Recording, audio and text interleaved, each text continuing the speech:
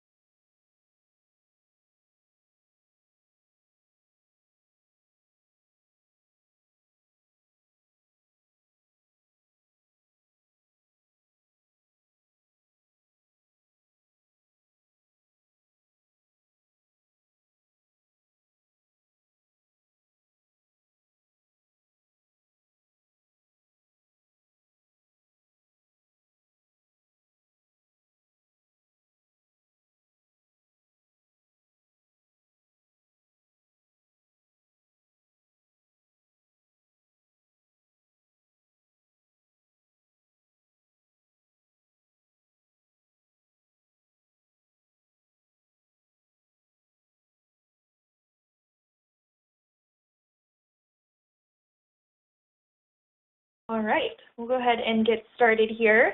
Once again, welcome. My name is Kelly LeHouillier. I'm a program manager here at Forth, and you are joining us in our first quarterly Utility Working Group webinar of 2019. We've got two wonderful speakers lined up to join us, Cam LeHouillier of Tacoma Power, and then James Campbell of PacifiCorp.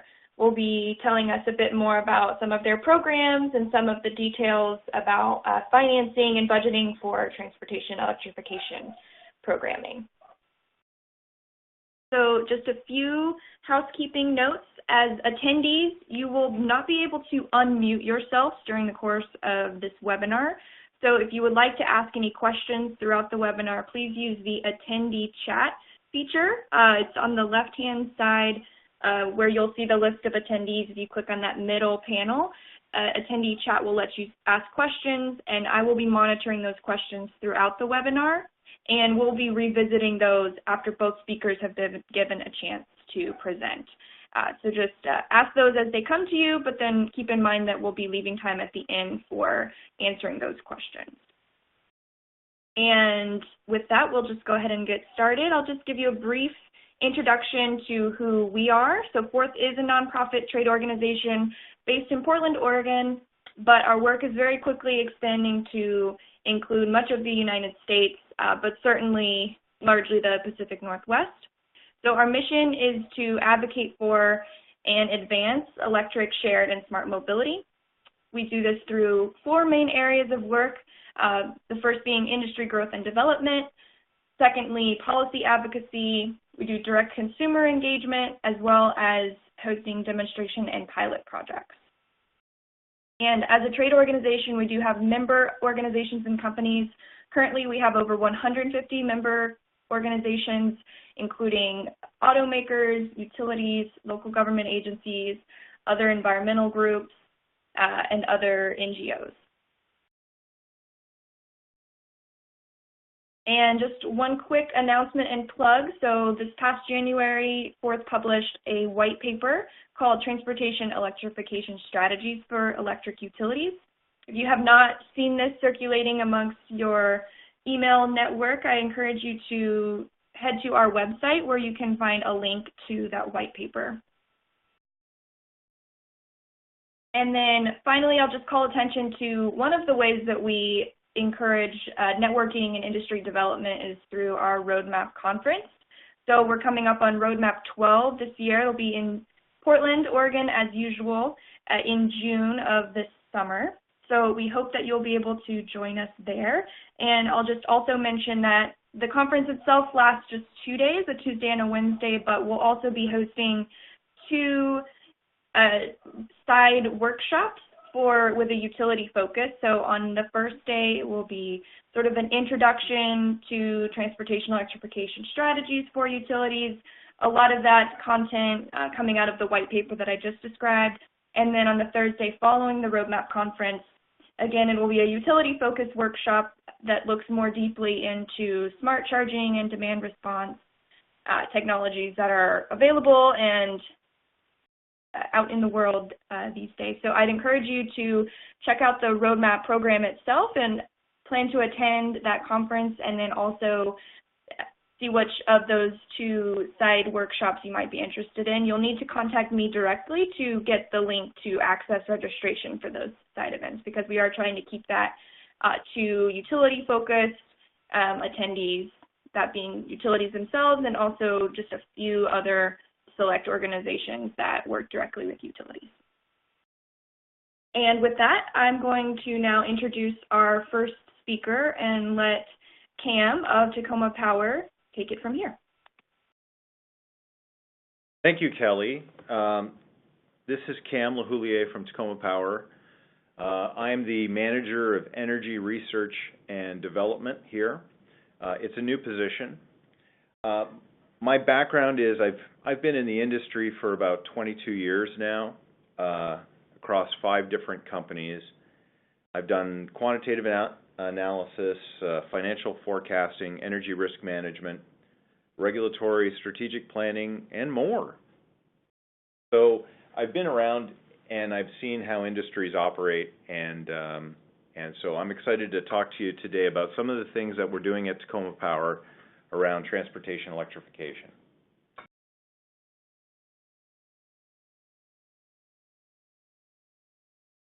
So I'm having a little bit of trouble advancing the slides here. Looks like I got it. Okay. So we've been working in this area, transportation electrification, for about 2 years, and for most of that time, this has been sort of a part-time job, probably like most of you. So not one single person was associated with transportation electrification. We were sort of a few people taking swipes at it here and there over the past 2 years. But I think we're doing well. We're committing ourselves to promoting transportation electrification. We think that it has a lot of benefits for ourselves and for our customers, and so we're very excited about the progress that we're starting to make there now. So I'm going to spend just a few minutes to talk about how we've organized and what our motivation is in this area, because in my conversations with other people in utilities, we've all sort of taken slightly different approaches as to who owns this in the utility and who's responsible and how should we decide what to do.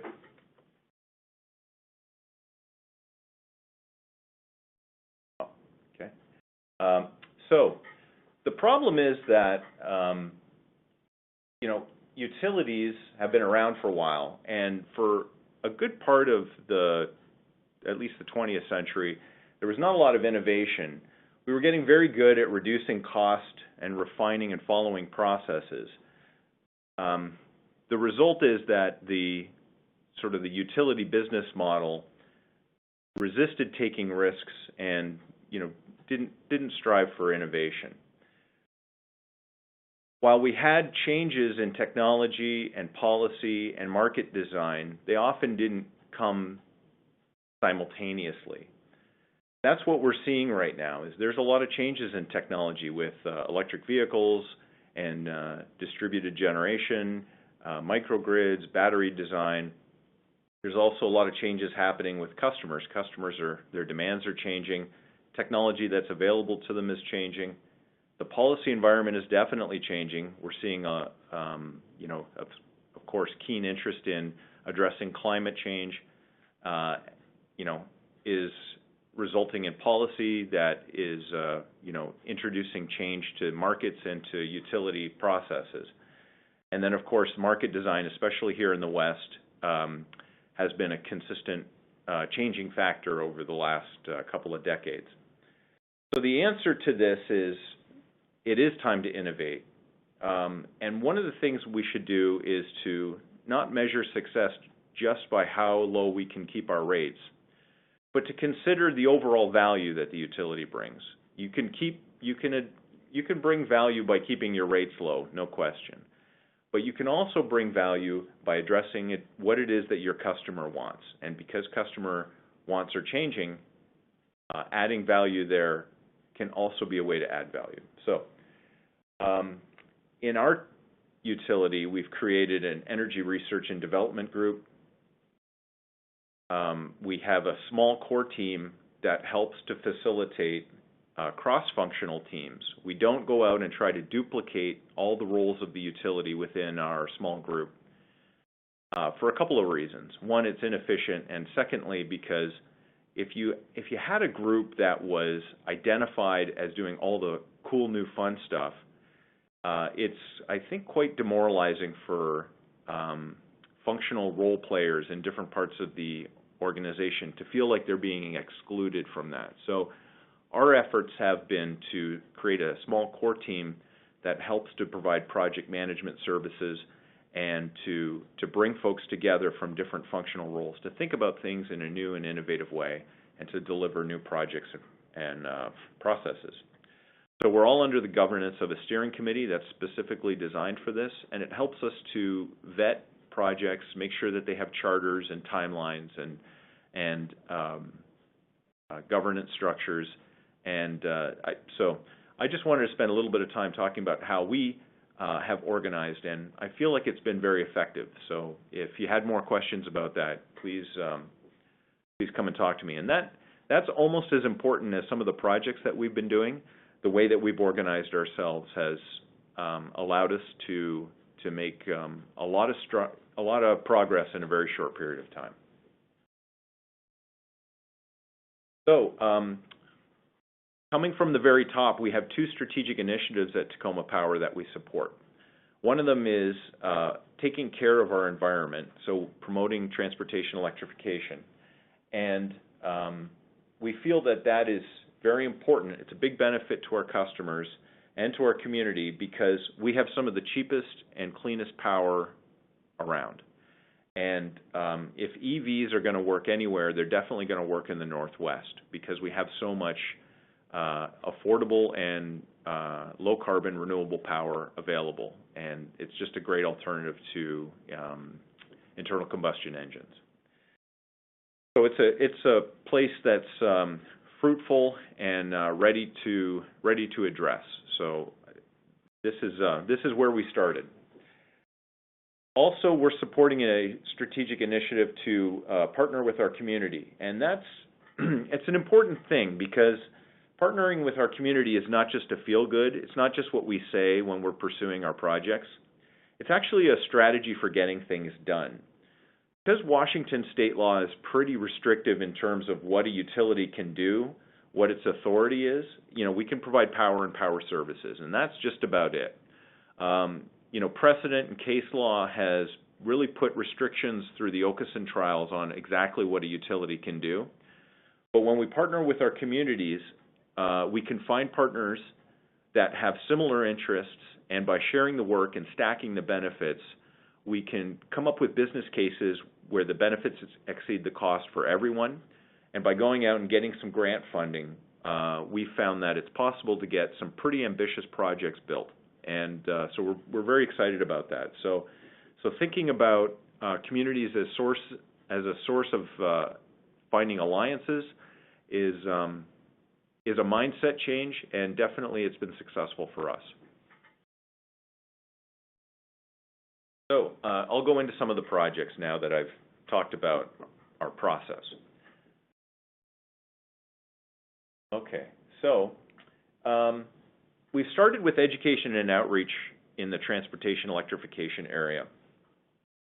The first thing we did was we started participating in local regional groups. We joined a group of other utilities here in the Pacific Northwest, which we called the Transportation Electrification Collaborative.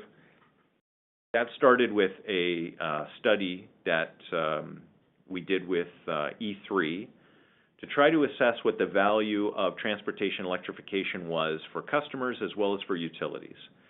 And we've provided a summary of the results of that, I think about a year ago, and so that's available if you're interested in it.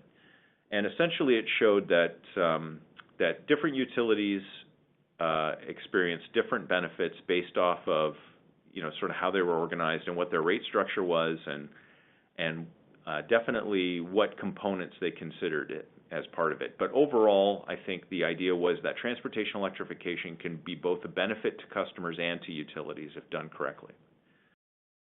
We are an active participant in putting forth ideas for legislation.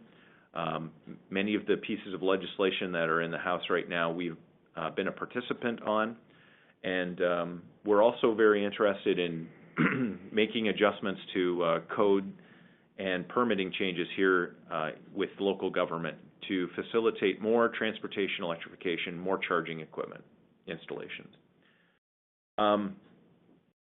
We looked at what we had available for customers on our website, and we found that it was sorely lacking about a year and a half ago. And so we contracted out and signed on with a web portal provider.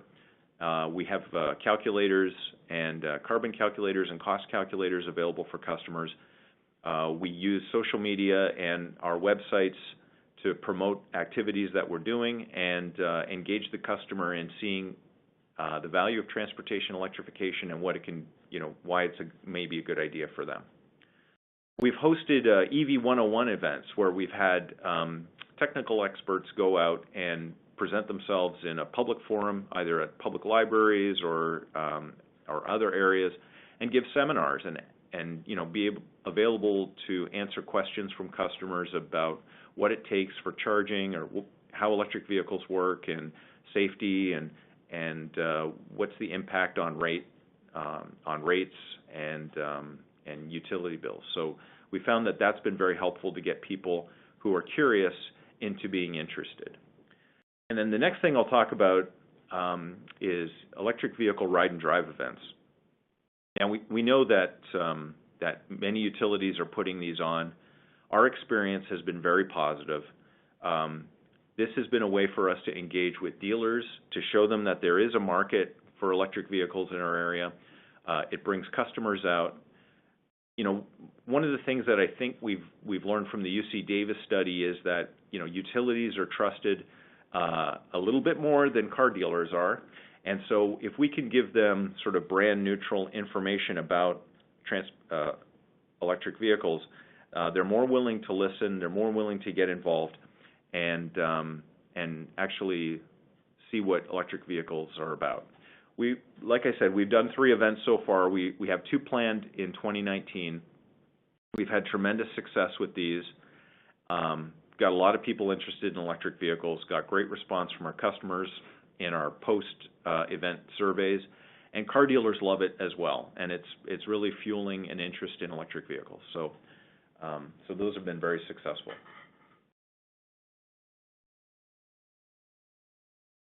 A few other things that we're doing here. We have a commitment to transform our fleet into adding more battery electric vehicles and plug-in hybrid electric vehicles. So we have joined the West Coast Electric Fleet Pledge along with the city, and so we're well on our way toward that. 3%, I believe, of the funding, the budget for new vehicles will be dedicated to electric vehicles, and we have infrastructure here at the utility to support those. So we're definitely trying to lead by example and show that local utility can use electric vehicles, so customers can as well. We've made a number of investments in charging equipment, and we're making more investments even as we speak. We have charging stations available for customers and employees at our offices and at a service, at a substation on the other side of town. And you know, we recognize we've learned a lot from the installation of those. We know that they're quite expensive, and that you know, recouping costs on those can be a bit of a challenge. But with grant funding and with partnerships, we think we can get more installed in the near future. We've worked with our local transit company. We're the biggest van pool user in Pierce County, and with Pierce Transit, we're going to accept, I think, 8 van pool vans for employees to use in the next couple of months, and they'll charge here at the utility, and so that is another step towards moving away from straight internal combustion engine vans to plug-in hybrid electric vans. So we're very excited about that. We're in the development of a strategic plan for transportation electrification that'll identify the value of transportation electrification, the processes that we go through to identify and design programs. Of course, we're waiting a little bit for legislation to work its way out so that we can accommodate all of the necessary compliance measures in that strategic plan by the end of this year. Next slide. Developing projects. So we're very excited about some new projects that we're working on. I won't be able to go into a lot of detail on these things, but we're partnering with a local school district to see if we can transform part of their fleet to electric. Included in that would, of course, be charging equipment and possibly vehicle-to-building charging capabilities to highlight and showcase some new technology and the application of new technology in regards to charging and vehicle-to-building. We're very interested in speaking with outside partners about electrifying a transit hub that would facilitate more transit buses. Pierce Transit has currently 3 electric buses, and an electrified transit hub would provide a combination of induction charging en route, plus possibly other forms of charging, including DC charging, DC fast charging, and level 2 charging to facilitate different levels of mobility, including shared mobility. So we're very excited about the idea that we have there. We have to get together with partners and sort of figure out how we can make this happen, but it's something that we're constantly working on. Next thing is we're working with the city to see how we can remove obstacles to right-of-way charging, and even include peer-to-peer right-of-way charging, so that those that put roadside charging in place in front of their homes may be able to make them available to other electric vehicle owners who don't have a steady place for charging. So this is a way to address garage orphans, and we're excited about the possibilities here, and we'll have more to report on that in the future. And then finally, we're a member of the Renewable Hydrogen Association, and we've been in some discussions with industrial partners, the port, and other experts to talk a little bit about renewable hydrogen through electrolysis and storage, and then the potential uses of hydrogen as a fuel or as an industrial feedstock. Hydrogen has a lot of potential uses, so it's very exciting, and it could fit in with the utilities business model if done correctly. So we've got a lot of interesting developing projects that keep me coming to work and keep me excited. So with that, I think we're going to take questions at the very end. But if you have questions about anything that I've talked about today, please feel free to get in touch with me. outside of this presentation, and I'll be happy to answer any questions that you have.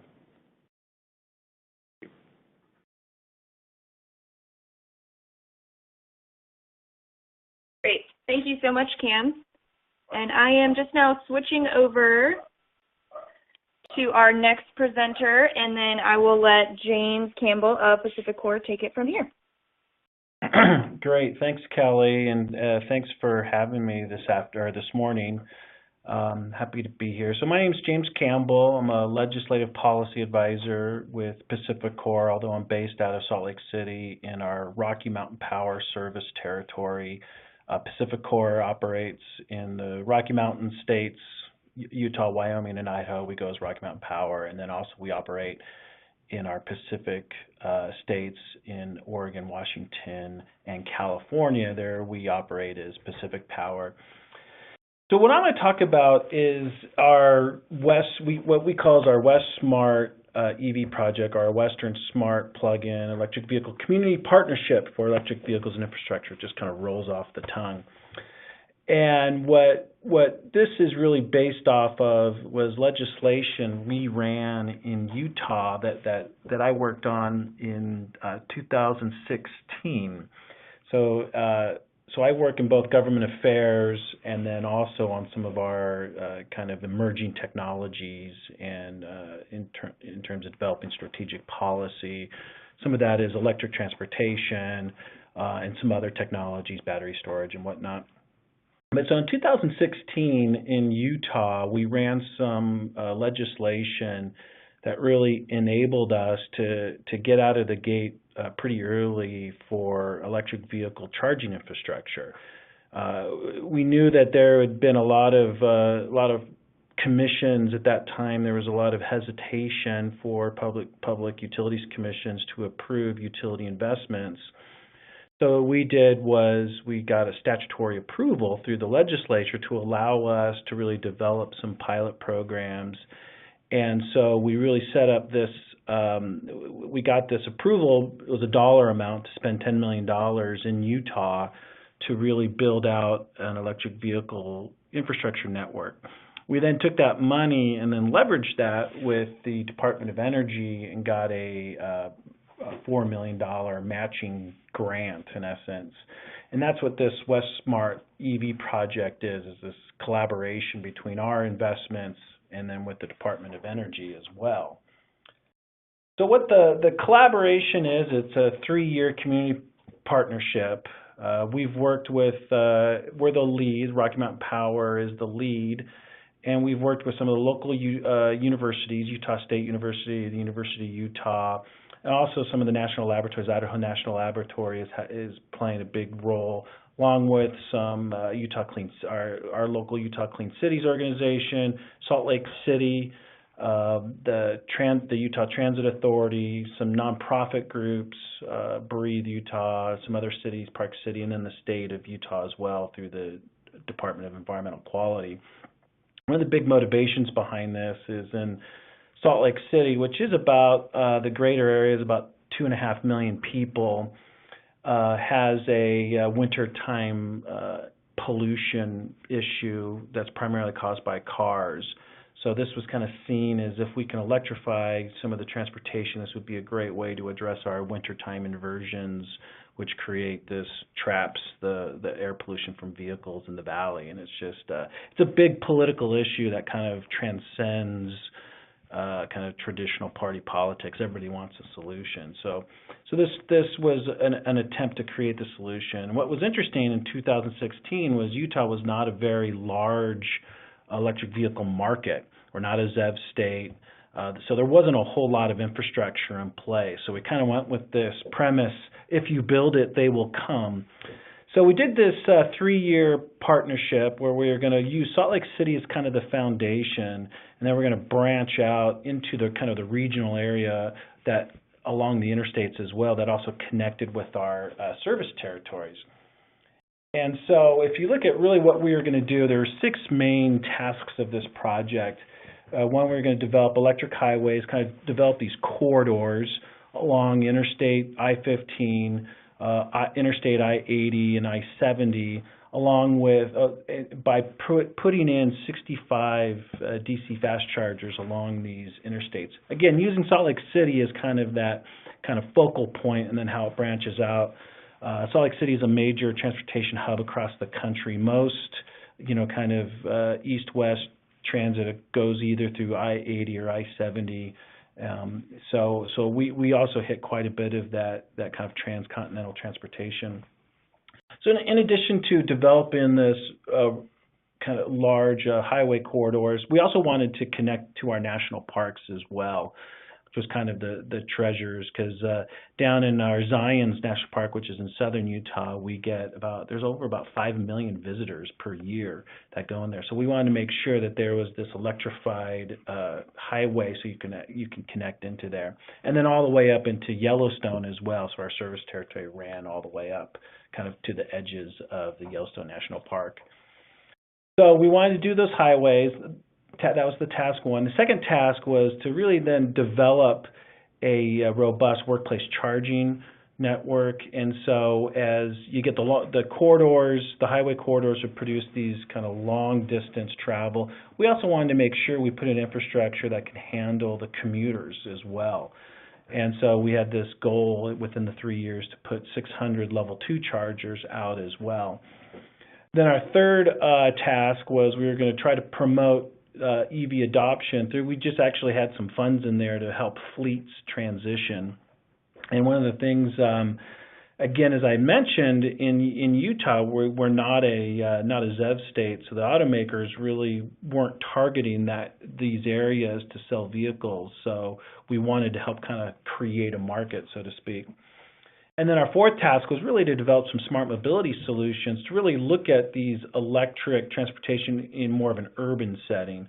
As I mentioned, Salt Lake City is 2.5 million people, the greater area, so it does have a kind of a robust urban area with light rail and busing and kind of those traditional urban area issues. And so we wanted to come up with what are some of the electric solutions for the more of an urban issue. And then our last task was to really take, as we develop and deploy all this infrastructure, what are some of the data and what are some of the lessons we can learn from that? And so we have a pretty robust data collection, and that's where we're working with the Idaho National Laboratory as well to collect and kind of house all of this data into one central location. And then our last task is to conduct a series of outreach and ride and drives, and how do we work with the community to really to do some promotion to make folks aware that this infrastructure is being deployed. So one of the first things that we looked at was where do we actually put in the infrastructure? So we kind of took that step back. We looked at the state as a whole. We first looked at the roads. We got vehicle models. We got the Department of Transportation data on the volume of vehicles traveling through the interstates, whether it's long distance travel versus local travel. And then we overlaid that with our service territory. And then we were able to put in, so we developed this model that overlaid our service territory on the transportation networks and then our locations of transformers and various other equipment. So then we also included into this model what are some of the geographic issues, elevation changes, distances between towns, stuff like that, so we could really try to figure out what would be the best locations for typical traveling, and then develop this model that would then suggest exactly where we needed infrastructure to go so we could handle this kind of longer distance travel. We also then, this next slide here, which kind of shows some of the initial locations where we were putting in some of the chargers, and to date, we're about 1.5 years into the project. To date, we've already deployed 23 fast chargers and about 600 level 2 chargers, primarily at the workplace locations. But one of the nice things is we've already met that workplace charging goal. But so we've deployed these, as I mentioned, these 23 fast chargers primarily along the interstates, and then also in some of the urban areas as well. But we've been able to connect all of I-15 across the whole state of Utah, so you actually can get into to Zion's National Park from Salt Lake City. And so one of the things we did was, once we had all this infrastructure in place, we started trying to get a sense of, well, who's using it? And so we have both data on the level 2 chargers, but we also wanted to have data on our DC fast charging network that got put in. So with these slides here, what it does is it shows the purple triangles are actually where a DC fast charger is located. The image on the left is a map of the entire state of Utah, and then the image on the right is just the urban area along the Wasatch Front where 95% of the state's population lives. And so what we did was we looked at, okay, where are these DC fast chargers located, but then who uses them? So then the other kind of color-coded illustrates the zip code of where the actual user lives. So we were able to isolate, figure out every single charging event on those chargers, who was charging it, and where do they actually live. And so it was really telling, in a sense that what we found was that in the traditional kind of commuter, folks don't use DC fast chargers, especially if you can charge at home or you can charge at work. You're going to only charge with this level 2. You're not going to go ahead with for the convenience of the fast charger, for the quicker charge, and for the convenience that most of these early adopters are going to use the level 2 chargers, primarily because of economics. It's so much cheaper whether it's to charge at home or whether you can charge it, because a lot of workplaces offer level 2 charging for free. So most people would go out of their way. It's kind of like my parents going out of their way to find a Costco to get that 8 cents cheaper. They'll go drive 30 miles to find an 8 cents cheaper gallon of gasoline. We see the same phenomenon with EV drivers as well. They're going to go out of their way if they can find a free level 2 charger in a public park. Then they will, and sit there for an hour. Then they will use the convenience of a DC fast charger in the urban area, which was interesting, except for those who lived on kind of the edges, I'd say on the exurbs. So if you had a commute of kind of 40 miles or greater, those users started using DC fast charging. We also then looked at it broader, more regionally.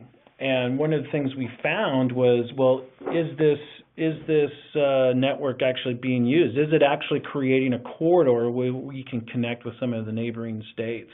And what we found was yes, that our DC fast chargers were being used by residents in Las Vegas and Los Angeles as they're traveling up the I-15 corridor, whether that's to visit the national parks or to go skiing or for whatever reason. But we did find that the corridor is being used regionally, that it actually is a corridor. As I mentioned before, some of the other things we did in addition to these kind of corridor, I also mentioned we did some workplace charging, where we've been very aggressive in putting out the chargers at works. We also developed some smart mobility services, and so we just launched a program with Lyft. Actually, this building on the top right there is actually it's an old gas station at our corporate headquarters in Salt Lake City, where we're located about halfway between the airport and the downtown. So we're only about maybe 2 miles from both. So it's kind of strategically located. And so what we're doing is we've actually leased them this building, which is you can't really see it here, but it's kind of this 1950s era gas station that we used to use for our fleet vehicles. But then due to some of the underground storage tanks that had to be removed, we ended up shutting it down, created a different location for our transportation services. So this building was basically just abandoned. It was being used to store broken furniture. It was kind of a purgatory for broken furniture. And there was some employee that was in there that had a computer set up. It was kind of felt like that movie Office Space. If anybody's ever seen that, you'll know what I'm talking about. But it was just kind of just this abandoned building. So what we did is we gutted the inside, tore down the walls, kind of opened up that 1960s and 70s, wood paneling that was in there, opened it up, put in a really kind of hip looking interior. Lyft has moved in. It's their state offices for their drivers to come for them to do some of their business services. And then what we're doing is we're putting where that canopy is, where the old gas pumps used to be. You can see where the orange cones are, but we're going to put some ultra fast chargers there, some 200 kilowatt fast chargers, right, that are going to go right there that can be used directly for the ride hailing. And so this way the ride hailing can be, so we have ride hailing really out here at the airport. We've also put in some fast charging in the downtown, multiple fast chargers available in the downtown area. We've also put them up at Park City, which is a kind of a ski resort destination that's about 20 miles outside of town, that a lot of travelers, ride-hailing services can go up to.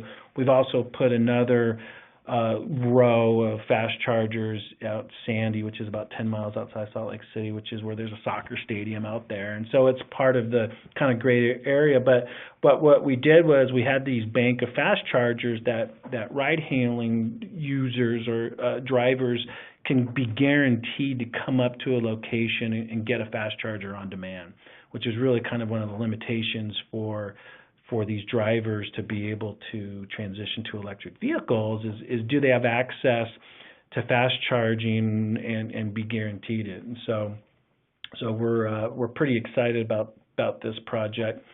We also just launched an electric car share with the company Envoy there group, where they are putting in multiple buildings in the downtown where basically it's going to become almost like part of the building. So you have an electric vehicle that it's an amenity of basically the apartment. So just like some of these housings will have like a pool as part of an amenity of this apartment complex, they'll also have electric vehicles there that residents can check out whenever they want and basically check it out by the hour, so they can go to the grocery store, go use it whenever they need. So you actually could live and this picture here on the right, the Give group, that's an example of this kind of mixed income type of building where it's an all-electric building. They've signed up for one of our solar programs, so we're actually providing all of the power to that building from solar. So you can live there. It's an all-electric building. There's no, heat is all electric. The water heating is all electric as well. And now we're going to have an electric as well. So you can really live downtown and be completely emissions-free from your entire footprint. So we're pretty excited about that. The other type of kind of smart mobility project that we've been working on has been electric buses. And this picture here is an electric bus up in Park City, and we actually paid to put in that overhead charger right there. That was something that we funded. And this actually, this Park City bus route is actually the largest route for miles driven electric bus route in the country. So it's been going for about almost 2 years now, about a year and a half, and so they've been very successful. Initially there were 6 buses. They've now expanded it where they've added an additional 8 buses to their fleet, and then by 2022, I believe they're going to transition their whole fleet over. So they've been very aggressive in moving their buses to electric. But one of the things that we found is this bus route has traveled about over 700,000 miles. They've avoided in that 700,000 miles about 150,000 gallons of diesel. What we found is they get about 18 miles to the gallon or so equivalent compared to where the diesel buses were only getting about 4 miles to the gallon. So it's been very economic for them to do this transition just in the fuel savings alone. And that over 18 miles per gallon equivalency includes winter. And so that's where we see this big shift in the summer, where there is a lot of summer visitors, a lot of summer usage. You know, it's a very, very efficient. And then they obviously in the winter, when they have to turn on the heating inside, that's where it drops down. But so even with that usage in the winter, they're still getting over 18 miles per gallon equivalent. And they have, for example, they have the Sundance Film Festival where they'll handle over 100,000 passengers in a given day. So it's a pretty extensive system. And one of the things that we found on the efficiency of the bus isn't so much the route, you know, and it's actually dependent on the individual driver and the climate controls that individual driver puts in. Some drivers like it a little cooler, some drivers like it a little hotter. So what we've been working with them to do is, okay, we'll establish really kind of defined controls, because most of the passengers in the winter that get on these buses, they're already in ski gear, they're already warm, so they don't really need the high heat, the resistive heating that is used, but the driver who just sits there all day tends to do it. So that becomes the biggest variable in the efficiency of the electric bus is what sorts of climate controls the driver actually puts on. On the right there, so what we did is we learned from here this bus route. What we've done now is working with the larger Utah Transit Authority, and how do we deploy electric buses in Salt Lake City.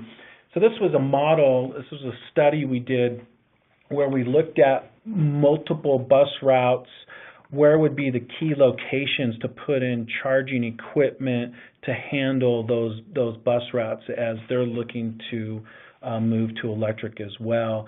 And they actually just got their first batch right now, and I think it goes live next month in April, where they're getting 5 electric buses. That'll be their first kind of tranche, and then they've put in another proposal to put in 30 additional electric buses as well. But so that study on the right, we really worked with how do we deploy this charging infrastructure in the most efficient manner. So really kind of to summarize the project so far is, which actually the ultimate goal that we did was how do we increase EV adoption? And so one of the thought was that was why, well, let's put in the corridors, let's do the workplace, let's provide urban solutions, let's provide some awareness. And so what we found so far is that this actually has been very successful. Prior to this project, in about 2016, the state of Utah had about 2,800 EVs. Today, in January 2019, there's over 9,000. So we've seen a pretty significant increase. I mean, a lot of that is, you know, obviously the Model 3 and whatnot, but the growth rate has been among the fastest in the country comparative to, especially if you compare it to other states that aren't ZEV state. And not only that, the state doesn't even have a state tax incentive. So these are no incentives. It's really just by putting in infrastructure, you know, if you build it, will they come? And what we found is they're coming. So we've been pretty excited about that. We also found that some of those key lessons I said, the DC fast charging isn't going to be used by commuters. Commuters are going to find the cheapest way to charge their vehicle. They're not going to use it. They're not going to use the convenience. So primarily, DC fast charging is only going to be used by those traveling long distances or those who don't have charging at home. Like if you live in an apartment multifamily dwelling or something like that. And then another big thing we found out too was about the role of some of our rate designs as we've been deploying some of these DC fast chargers. So what we did as we've deployed these chargers, we've just provided really incentives to the property owners to install it. So we basically just paid for the charger, but they've owned and operated it, We're not owning and operating the chargers. We want the property owners to do that. And what we found is that there's still a big issue with perceptions on demand charges. I think it's very real, but I think there's even more fear associated with them than actual reality. Now, demand charges will be a big issue, especially if you're dealing with multiple chargers in a row. But if you only are dealing with one or two fast chargers, they're really not that big of an issue, especially if it's part of the building, the existing load. And that's what we found with some of these DC fast chargers. If it was actually connected to an account or a meter that's part of a building, that they really haven't seen much of a demand increase in demand charges from it. But there's still a perception and fear out there. Now that definitely changes when you start putting in multiple, 4 or 5, something like that. Now that's a different situation. And so what we've been looking is how do we actually address utilization in these fast chargers. That's what we found with the buses, where they had the overhead chargers, where they were doing, those were 400 kilowatt systems, and they were still seeing a cost savings because they had, it was very high utilization. So the single demand charge associated with it really didn't have a big impact, especially from the fuel savings from diesel. But now if you're looking at individual meters and you're putting on multiple fast chargers at one location, that's a different dynamic. And so we've been looking at strategies of how to address that. I've seen, I can't tell you how many slides I've seen with pictures of on-site solar and on-site battery storage, and I just don't think that's the right solution. And so why would you go invest, hundreds of thousands of dollars to save, hundreds of dollars? It just, in my mind, it doesn't seem to make sense. But rather, there's other approaches. And so what we're looking at doing is how do we do some power balance and demand response? Really, how about control systems to make sure you keep your demand level and you don't go over certain levels and certain times a day. So that's kind of now what we're pivoting and focusing on right now. But that is it. And like I said, feel free to, if you have any questions or comments, there's some of my contact information. But thank you. Great. Thank you so much, James, and also to Cam. So we have a few minutes now, so I'll start going through a few of the questions that have popped up. So the first question is for you, Cam. How does Tacoma Power view hydrogen as a utility business model, and is it looking into renewable hydrogen? Yes. So I think as part of the business model, of course, as I had said before, finding community partners is going to be essential with a venture like this. But for a utility like us, where we are, we have all hydropower, which is carbon-free, renewable energy, and we're a long utility, meaning that we have surplus power in just about any water condition for our load. There may be an opportunity for us to, with an electrolyzer, turn renewable power into hydrogen gas that can be used as a fuel. We're looking at different opportunities, including light-duty vehicle fueling, heavy-duty vehicle fueling, possible locomotive fueling, marine fueling,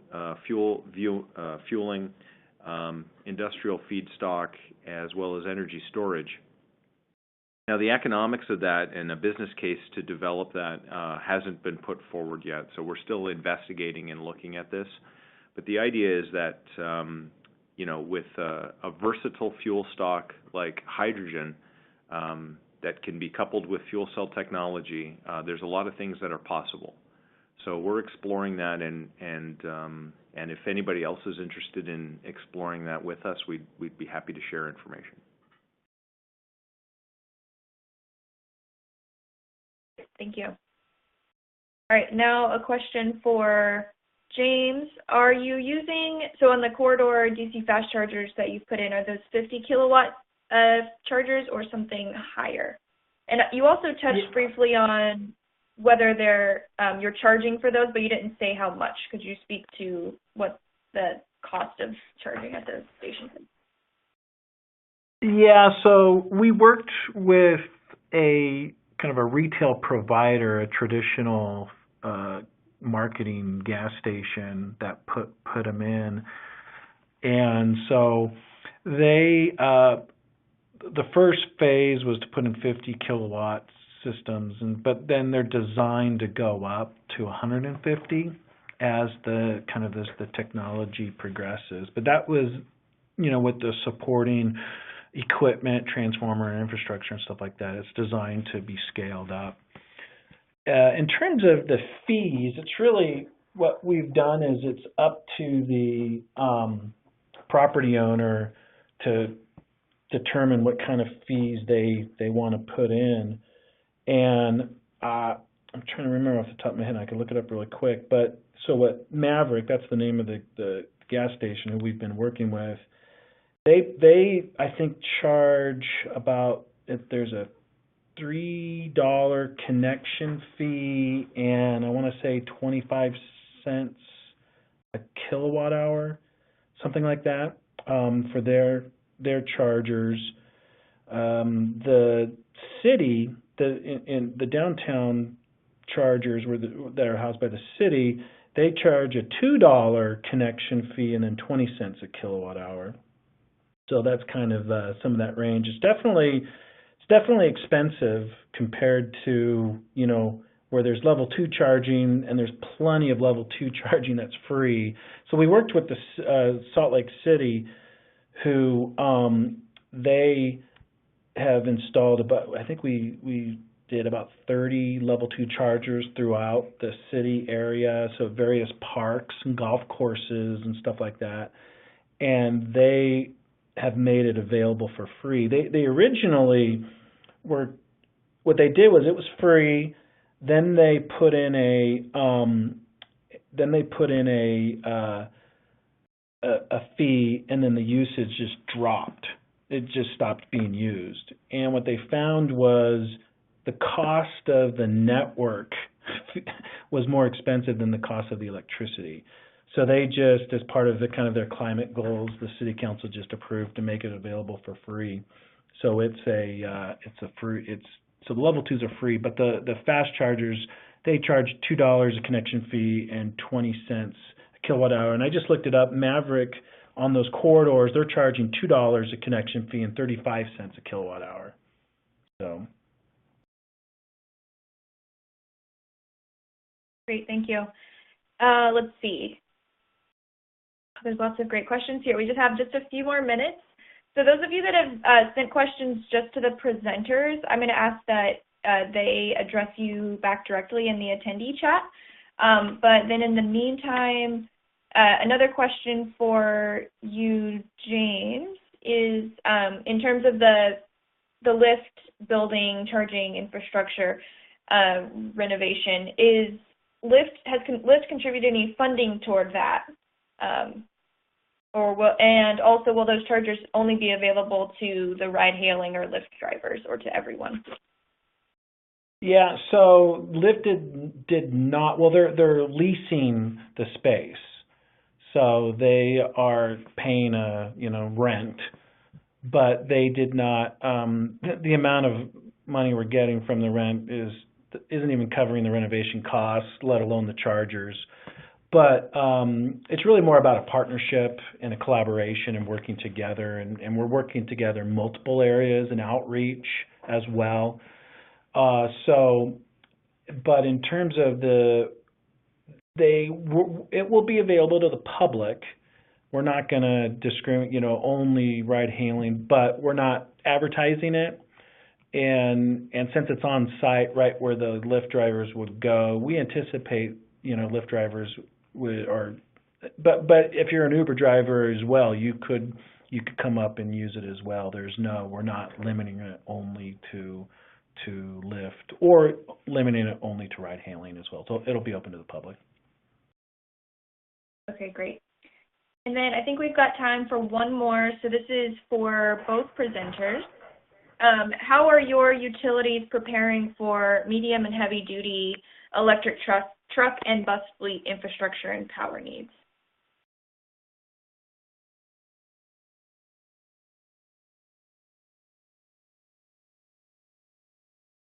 This is Cam. Well, I just realized that there was a slide that I skipped over. We had a little problem with the presentation. But on the slide that we had skipped over, there was a couple of points on there that I could address. So one thing is that we've put in place a special rate for DC fast charging that essentially reduces the demand charge for a 13-year period, and we collect we have the cost recovery included in the energy charge. So for large Class 8 trucks, et cetera, they could make use of that to recharge very large batteries in a short period of time. We also have put together a proposed rate structure similarly constructed for marine shore power. So while ships are at berth in the port of Tacoma, they'd be able to plug in and charge at a cost that's below the marine gas oil equivalent. So that's a nice thing because it would have a pretty profound effect on local air emissions.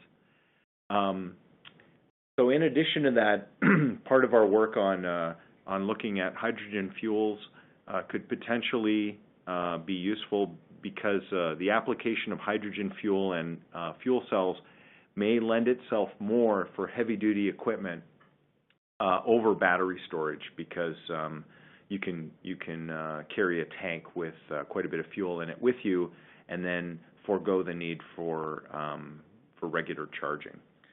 So those are a couple of things that we're sort of working on, and I'll let James answer for him.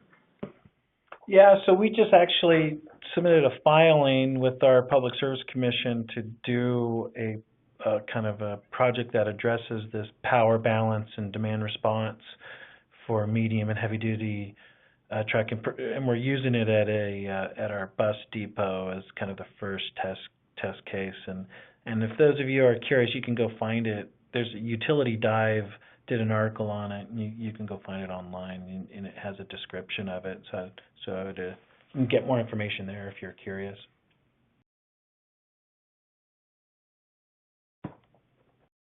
Great. Thank you both so much.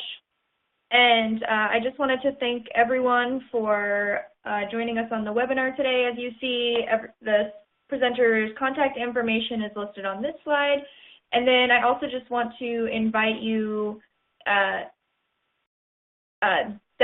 to our next fourth webinar, which is going to be taking place on April 9th, which will actually be looking at the work that Fourth is doing in partnership with Lyft to help electrify ride-hailing services. And you'll be receiving a link to register for that webinar after we end here. Once again, thank you all, and thank you to Cam and James. And everyone, enjoy the rest of your day. Bye. Thanks. Goodbye. Thank you.